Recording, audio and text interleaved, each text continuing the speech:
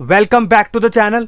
दोस्तों, last month GST department ने एक एडवाइजरी जारी करी थी और उसमें उन्होंने बोला था कि हम लोग एक आईएमएस सिस्टम लेकर के आ रहे हैं जो कि आपका इनवॉइस मैनेजमेंट सिस्टम कहलाएगा। तो दोस्तों, उन्होंने उसमें क्या बोला था कि आपको यहाँ पर 3 ऑप्शंस दिए जाएंगे। सपोज करिए दोस्तों, आप एक रिसिपिएंट का मतलब एक परचेजर हैं जो अपने गुड्स को यहाँ पर खरीदते हैं। तो उसके केस में आपके ऊपर यहाँ पर 3 ऑप्शंस दिए गए थे कि आप अपने इनवॉइसेस को जो आपके 2B में आ रहे होंगे वो आप क्या कर सकते हैं, या तो एक्सेप्ट कर सकते हैं, यानी कि आपको जो इनवॉइस मिलेगा उसको यहाँ पर एक्सेप्ट कर सकते हैं या उसको रिजेक्ट कर सकते हैं। दोस्तों, आपका वो इनवॉइस नहीं था लेकिन आपके पोर्टल पे यहाँ पे वो रिफ्लेक्ट कर रहा था जो कि आपका इनवॉइस यहाँ पर नहीं है। और दोस्तों, तीसरा ऑप्शन आपका यहाँ पर आता है पेंडिंग करने का। अब दोस्तों, पेंडिंग करने का मतलब आपका क्या है कि आपको उस मंथ अपना इनवॉइस तो लेना नहीं है, लेकिन आप नियर फ्यूचर में यानी कि आप अगले 1 से 2 महीने के अंदर अंदर अपने यहाँ पर इनवॉइसेस को वो ले लेंगे। तो दोस्तों, यहाँ पर आपको 2B में आपका यहाँ पर ये 3 फैसिलिटीज जीएसटी डिपार्टमेंट ने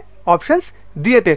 अब दोस्तों, जब अक्टूबर की रिटर्न फाइल करेंगे नवंबर में, तो उसमें वो ऑप्शंस जो है वो एक्सरसाइज करने को आपको यहाँ पर दिया जाएगा और आपको एक आईएमएस को भी आपको यहाँ पर सबमिट करना पड़ेगा आपके जीएसटीआर 3B फाइल करने से पहले। तो दोस्तों, अब यहाँ पर 2 सिनेरियोज बनते हैं कि 2 सिनेरियो दोस्तों क्या बनते हैं। अब दोस्तों, आपके 2B में इनवॉइसेस आ रहे थे, लेकिन दोस्तों आपने गलती से क्या करा, वो इनवॉइस को रिजेक्ट कर दिया। रिजेक्ट का मतलब आपका वो इनवॉइस वो एक्चुअली था, लेकिन गलती से आपके क्या हुआ, आपने आईएमएस तो फाइल कर दिया और उस इनवॉइस को यहाँ पर रिजेक्ट कर दिया।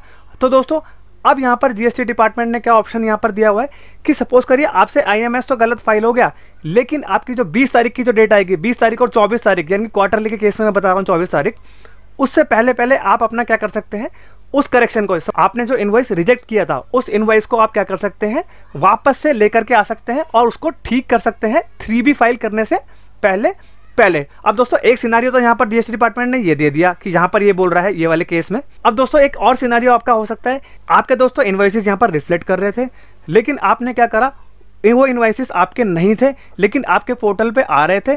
सपोज करिए दोस्तों, वो ब्लॉक क्रेडिट से रिलेटेड भी हो सकता है जो कि आपका आईटीसी आपको उस पर लेना बनता नहीं है, नेगेटिव लिस्ट उसको बोलते हैं। और लेकिन आपने क्या करा, उस आईटीसी को यहाँ पर आपने क्लेम कर लिया जिससे कि आप अपनी टैक्स लायबिलिटी को यहाँ पर रिड्यूस कर पाए। तो लेकिन दोस्तों, अब उस केस में आपको क्या करना पड़ेगा, अब डीएसटी डिपार्टमेंट यहाँ पर ट्रैक रखेगा आप कौन कौन सा आईटीसी ले सकते हैं और कौन कौन सा आईटीसी यहाँ पर नहीं ले सकते।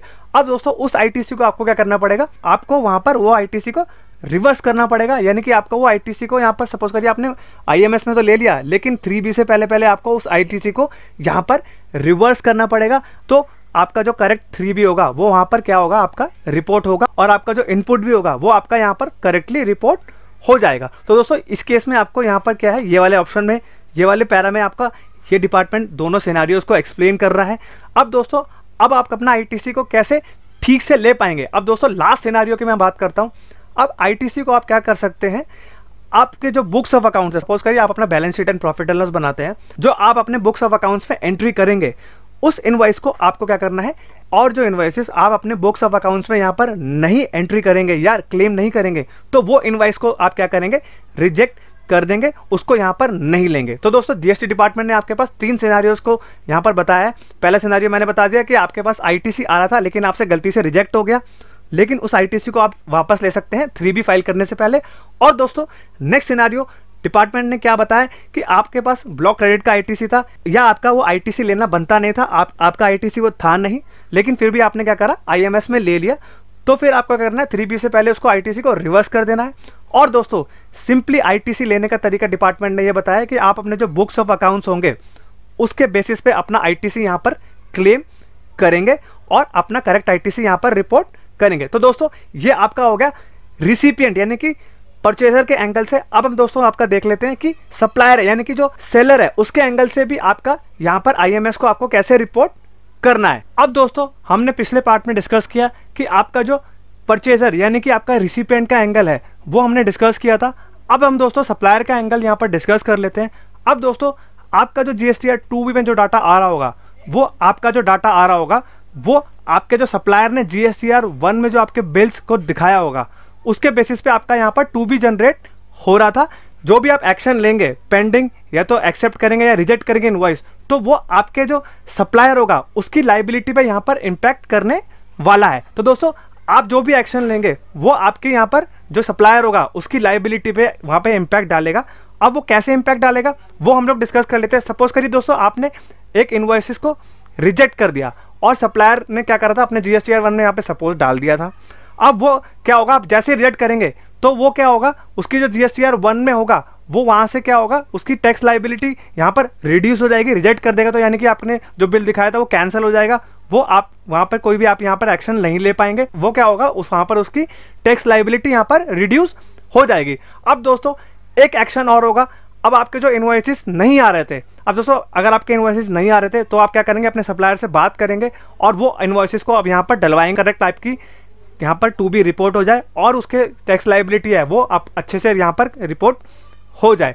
अब दोस्तों एक एक्शन और है, जो भी आपके कोई भी आप उस इनवॉइस पे एक्शन नहीं लेते तो उसके केस में क्या होगा, जो आपके इनवॉइसेस पड़े रह जाएंगे, यानी कि आपका जो ITC इनएलिजिबल है, यानी कि सेक्शन 16 सबसेक्शन 4 के हिसाब से पड़ा रहेगा, या आपके पास कोई भी आपका RCM के सप्लाईज है वो क्या होंगे आपके यहाँ पर, कोई भी अगर आप एक्शन नहीं लेंगे तो वो आपके क्या होंगे यहाँ पर एज इट इज पड़े रहेंगे।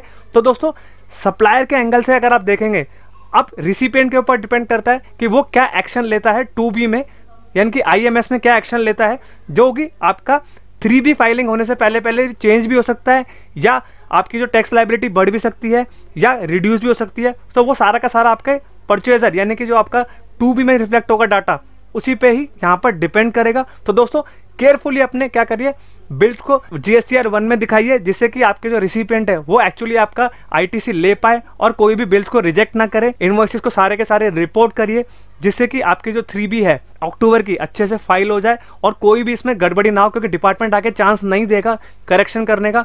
तो दोस्तों यही था आपका सप्लायर का एंगल और आपका रिसिपिएंट यानी कि सेलर और परचेजर का एंगल, जो हमने एक एक करके डिस्कस किया है। जो आपकी अक्टूबर की GSTR 3B होगा उस पर बहुत बड़ा इम्पैक्ट डालने वाला है। तो दोस्तों अगर ये वीडियो इन्फॉर्मेटिव लगी हो तो चैनल को लाइक, सब्सक्राइब और शेयर करिए एंड बेल आइकन भी प्रेस कर दीजिए, जिससे कि हम लोग ऐसे ही इंपॉर्टेंट डिस्कशन आपके साथ करते रहें और सारे के सारे एंगल्स को भी डिस्कस, परचेजर और सेलर की टैक्स लायबिलिटी पे क्या इम्पैक्ट डालेगा। एंड दोस्तों वीडियो में कमेंट जरूर करिएगा, जिससे कि हम लोग अपने वीडियो में सुधार लेके आते रहें। I hope you like this video. Thank you very much and have a nice day.